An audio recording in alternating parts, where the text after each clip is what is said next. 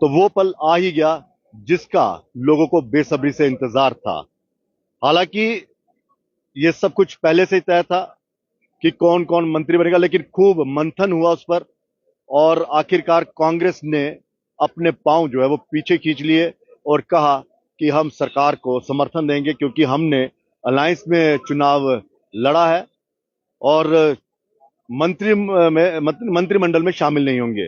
हालांकि सोलंकी जी से हमारी बात हुई, वो क्लियर नहीं कर पाए, लेकिन उनका कहना था कि हमें मंत्री पद की ज्यादा लालच नहीं है, हम सरकार को स्मूथली चलाना चाहते हैं, इसीलिए इस सरकार को किसी तरह का कोई खतरा नहीं है, हम जो है समर्थन दे रहे हैं।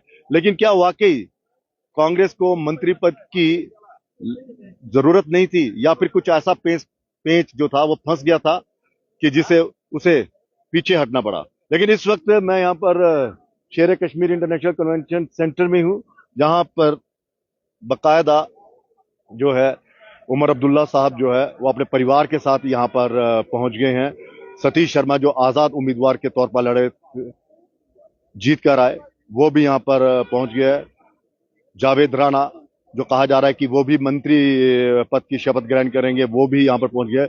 सुरेंद्र चौधरी जो नौशहरे से जीत कर आए थे और जिन्होंने भारतीय जनता पार्टी के प्रदेश अध्यक्ष, जम्मू कश्मीर के प्रदेश अध्यक्ष रविंदर रैना को शिकस्त दी, वो भी यहाँ पर पहुंच गए हैं। अली मोहम्मद सागर के लिए भी कहा जा रहा है कि वो भी शपथ ग्रहण करेंगे मंत्री पद की, वो भी यहाँ पर पहुंचे हैं।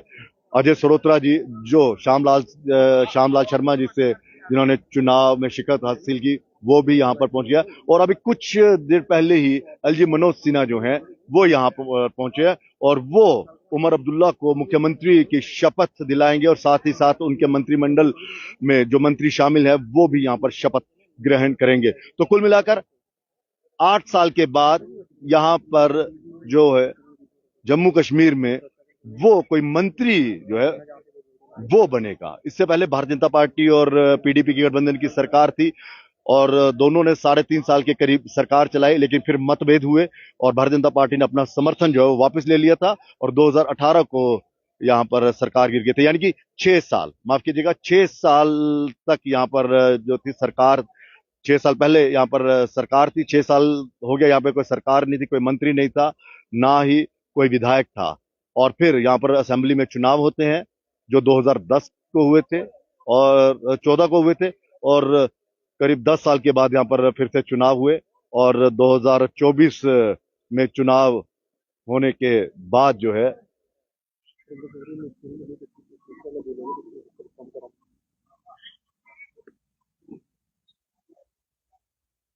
तो 2014 को यहाँ पर चुनाव हुआ था आखिरी, और 2000 अब 24 हो 10 साल के बाद यहाँ पर फिर से मतदान डालने का मौका मिला। हालांकि 2014 को जब चुनाव हुए थे तब बीजेपी और पीडीपी गठबंधन की सरकार थी। ये सरकार अगर 6 साल तक चलती तो 2020 तक यहाँ पर फिर से चुनाव होने थे, लेकिन इस दौरान कुछ ऐसा देखने को मिला जिसकी कभी किसी ने कल्पना नहीं की थी, क्योंकि इसी गठबंधन की सरकार के दौरान ऐसे मतभेद दोनों पार्टियों में हो गए कि एक ने अपना रास्ता जो है वो अलग कर लिया और सरकार जो थी वो गिर गई और भारतीय जनता पार्टी जो है वो अलग हो गई। और उसके बाद यहाँ पर राज्यपाल शासन हुआ, फिर यहाँ पर राज्य का पुनर्गठन होता है। 5 अगस्त 2019 को यहाँ से 370 35 ए को निरस्त कर दिया जाता है, इसे यूटी में तब्दील कर दिया जाता है और फिर जो हुआ वो सब ने देखा। और 2018 से लेकर 2024 के बीच जो मैं कह रहा हूं कि 6 साल कोई सरकार नहीं थी और फिर सुप्रीम कोर्ट ने यहां पर दखल दिया, केंद्र सरकार को निर्देश दिए कि यहां पर सरकार होना बेहद जरूरी है। आप 30 सितंबर 2024 तक यहां पर चुनाव करवाइए। चुनाव आयोग ने यहां पर बकायदा दौरा किया और सुरक्षा का जायजा लिया, डिलिमिटेशन भी यहां पर हुई और फिर यहाँ पे चुनाव हुए और चुनावों में एनसी को लोगों ने जबरदस्त यहाँ पर जीत हासिल करवाई और करीब 42 सीटें जो हैं एनसी ने जम्मू कश्मीर में जीती।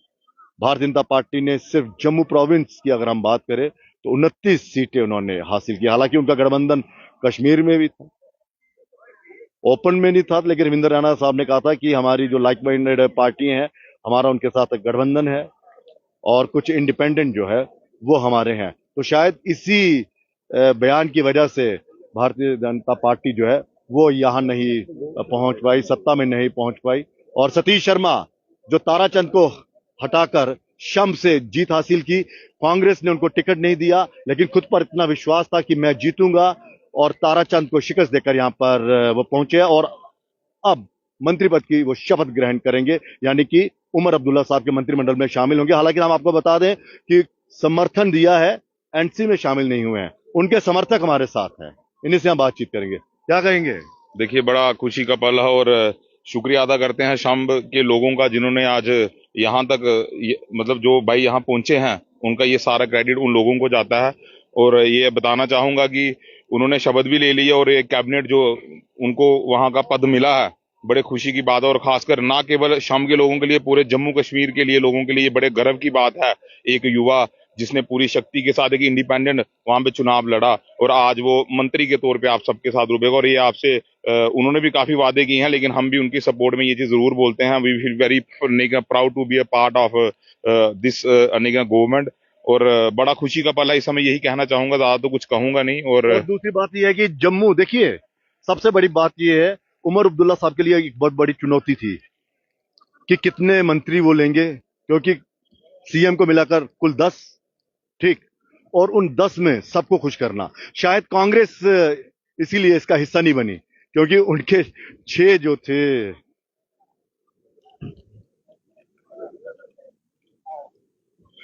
और एक और बड़ी खबर आ रही है कि सुरेंद्र चौधरी जो हैं, उन्होंने उप मुख्यमंत्री की शपथ ग्रहण की है। यानी कि सुरेंद्र चौधरी को उसका इनाम मिला है, उनको उसका इनाम मिला है, जिन्होंने दिग्गज नेता कांग्रेस माफ कीजिए भारतीय जनता पार्टी के जो प्रदेश अध्यक्ष रविंद्र रैना को उन्होंने शिकस्त दी, और इसी का वो है। और सकीना इट्टू जो है, उन्होंने भी कैबिनेट मंत्री की यहाँ पर शपथ ली है। जावेद राणा ने भी शपथ ली। सतीश शर्मा, देखिए समर्थक, देखिए मुझे यहाँ पर नाम बार बार दिगर स्क्रॉल कर रहे हैं और नाम पढ़ा रहे हैं, और बाद में मैंने उनका नाम नहीं लिया, सतीश शर्मा कह रहे हैं। सतीश, बड़ी खुशी है। देखिए, बड़ी खुशी की बात, और हम सब ने बहुत मेहनत की और मैं खासकर मीडिया भाइयों का भी बड़ा शुक्रिया अदा करना चाहूंगा, बिकॉज हमें पता हमने कितना संघर्ष किया और आज उसका हमें फल मिल रहा है। और मुझे लगता है कि we are proud to be a part of Jammu and Kashmir and even to be the proud of India, and we are working towards the acceleration and hope so कि जो कैबिनेट मंत्री का जो भी उन्हें वहां पे वो मिलेगा, उसमें वो खूब मतलब काम करेंगे। जय हिंद, जय भारत। अरे वाह, क्या बात है, मतलब कि यहाँ पर आकर जय हिंद जय भारत, गुड, जय भारत, जय हिंद जय भारत। सर बहुत खुशी हुई, हमारे भाई ने आज शपथ ली और शाम का जो एरिया है यहाँ को उन पे उन्होंने रिप्रेजेंट किया, बहुत खुशी है। जय हिंद जय भारत। तो बड़ी खबर ये है कि जम्मू से सतीश शर्मा जी जो हैं, जो जम्मू डिस्ट्रिक्ट है, वहां से मंत्री बनाया गया है आजाद उम्मीदवार के तौर पर, और ताराचंद को शिकस्त दी थी। देखिए कितनी ज्यादा जिद थी कांग्रेस को कि एक युवा नेता जो बार बार दस्तक दे रहा था, दरवाजा खटखटा रहा था कि हाँ मुझे टिकट दीजिए, लेकिन कांग्रेस ने उसके लिए सारे दरवाजे बंद कर दिए। फिर उसने डिसाइड किया कि मैं आजाद उम्मीदवार के तौर पर लड़ूंगा, और लोगों ने भरपूर प्यार आशीर्वाद दिया और जीत हासिल की, और कांग्रेस के इस दिग्गज नेता ताराचंद को हरा दिया, जो डेप्यूटी सीएम है। और अब एक और खबर आ रही है, सुरेंद्र चौधरी जो नौशहरा से हैं, जिन्होंने रविंद्र रैना प्रदेश अध्यक्ष भाजपा के, उनको हराया, उनको भी बहुत बड़ा इनाम मिला है। सुरेंद्र शर्मा जी हमारे साथ है, देखिए सुरेंद्र चौधरी वहां पर शपथ ले रहे हैं, ले ली, और सुरेंद्र शर्मा जी हमारे साथ यहाँ पे है। जी सर, क्या कहेंगे कि ये जो सुरेंद्र चौधरी जी को जो मतलब इनाम मिला है, ये इसी का मिला है कि भाई साहब हरा दिया प्रदेश अध्यक्ष को? देखिए, सबसे पहले तो जम्मू कश्मीर के लोगों को मुबारक है कि 10 साल के बाद जो वो जम्मू कश्मीर में लोगों को अपनी चुनी हुई सरकार मिल रही है। हालांकि बहुत लिमिटेशंस है, यूटी सरकार है, सरकार कितनी आगे बढ़ पाएगी, एलजी साहब कितना उनको चलने देंगे, ये सारे अलग सवाल है। लेकिन ये बड़ी बात है कि जम्मू कश्मीर के लोगों को आज फिर एक बार जो है वो लोकतंत्र के इस पर्व में उन्होंने अपना वोट डाला और आज जो है वो उनको सरकार मिल रही है। ये रहीम रातर, अली मोहम्मद सागर, मीर सैफुल्ला और कई सारे चेहरे, तो क्या वो भी नाराज चल रहे हैं? तो ये एक्सपेंशन जो है वो मान मुनव्वल चलेगा, उसके बाद जो है वो शांत किया जाएगा। लेकिन ये है कि बड़ा नाम जो है वो 2 नाम सुरेंद्र चौधरी और ये नौशहरा से जिन्होंने जीत दर्ज की और मंत्रिमंडल में शामिल किए गए हैं, बड़ा चेहरा है, चूंकि नौशहरा से जो है वो रविंदर राणा को उन्होंने जो शिकस्त दी। और देखिए यहाँ पर दिल्ली से भी आम आदमी पार्टी के नेता संजय सिंह जो है वहाँ पे।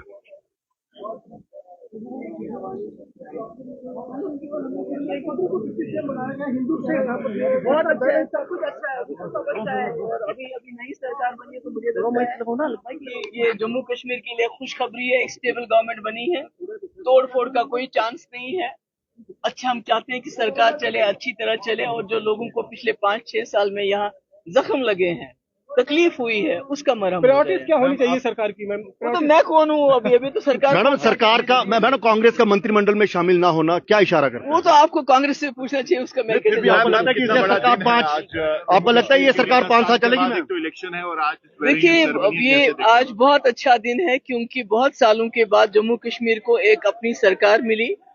और जो मैंने पहले भी कहा कि 2019 के बाद जम्मू कश्मीर के लोगों को बहुत जख्म लगे हैं, बहुत मुश्किलात से जम्मू कश्मीर गुजर रहा है, बड़े चैलेंजेस हैं इस सरकार के सामने।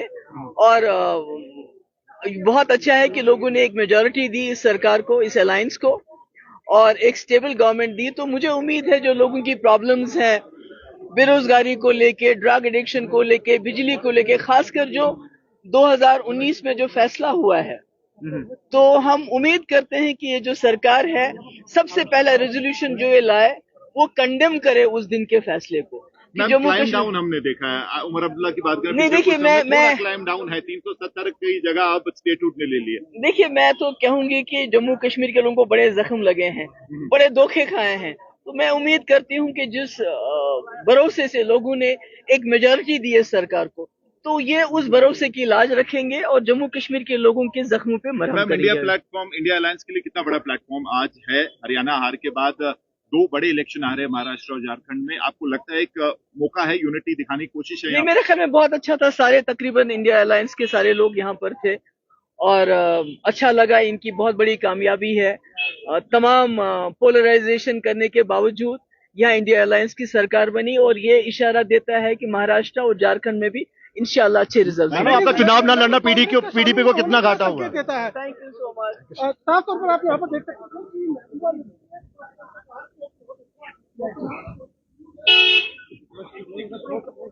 मैम एक सवाल, मैम आपका चुनाव ना लड़ना पीडीपी को कितना घाटा है? एक सवाल मैम। चलिए, थैंक यू। आपका चुनाव ना लड़ना आपको लगता है?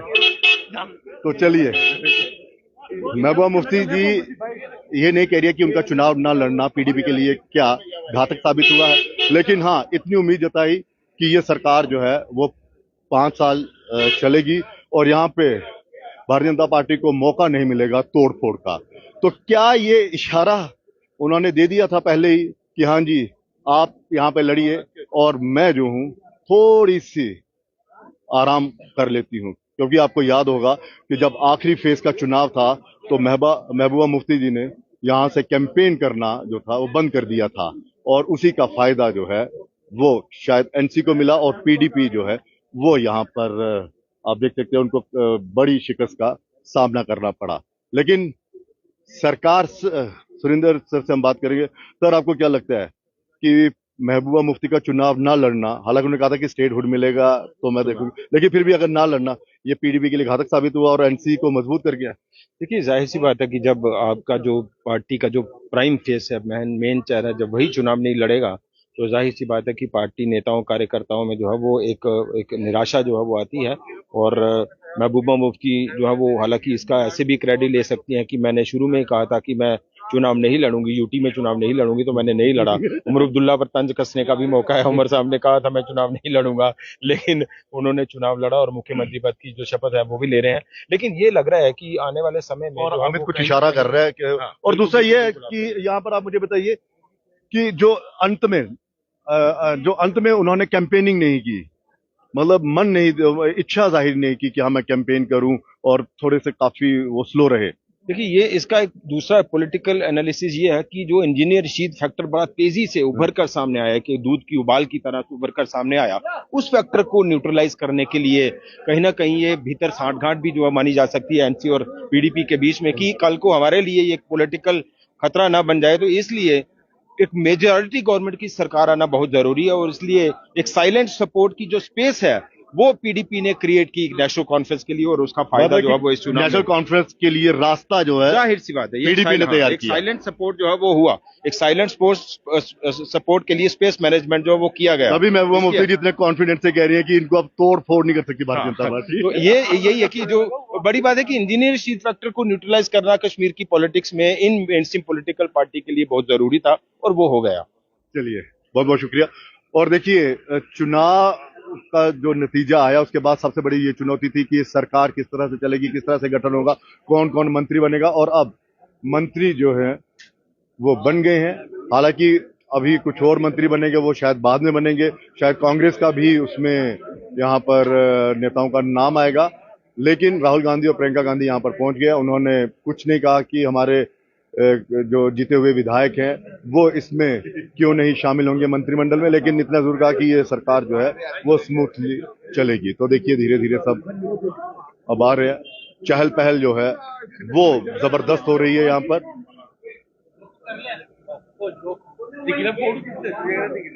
तो शेर कश्मीर इंटरनेशनल कन्वेंशन सेंटर में है, यहाँ पर ओथ ली।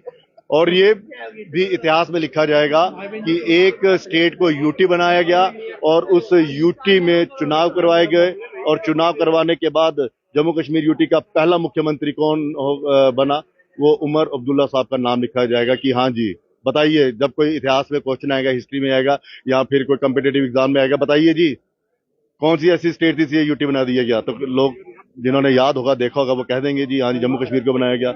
और पहला मुख्यमंत्री वहां का कौन था? तो उमर अब्दुल्ला साहब जो वो पहले मुख्यमंत्री हो गए। और आपको बता दें कि डिप्टी सीएम जो है वो सुरिंदर चौधरी जी को बनाया गया। हालांकि ये कहा जा रहा था कि शायद दूसरी पार्टी का बनाया जाएगा, क्योंकि कॉम्पनसेट करने के लिए ऐसा सब कुछ होता है, आपने देखा होगा। वो होता है डॉक्टर रामेश्वर जी भी अंदर ही है, उन्हीं से हम, उनके भाई साहब यहाँ पे राकेश